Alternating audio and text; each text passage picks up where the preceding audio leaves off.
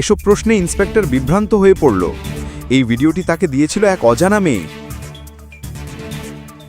কিন্তু এর আগে দুজন আলাদা গুপ্তচর ইন্সপেক্টরকে অভিনব সম্পর্কে কিছু বলেছিল। সে প্রথমে চেষ্টা করল প্রথম গুপ্তচরের বলা গল্পটা মনে করতে। অভিনব, আমার কথা শোনো। দেখো, এই রেস্টুরেন্টে খুব ধনী মানুষ আসে, আর আমার পোশাকটা একবার দেখো। ভাই ভাবি, দেখো, এখানে খুব ধনী মানুষ আসে, আর তাদের আর আমাদের মধ্যে বিশাল পার্থক্য আছে। ভাই ভাবি, এসব নিয়ে ভাবো না।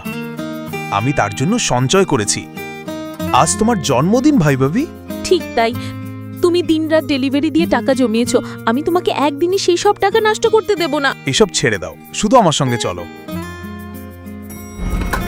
ভাবি,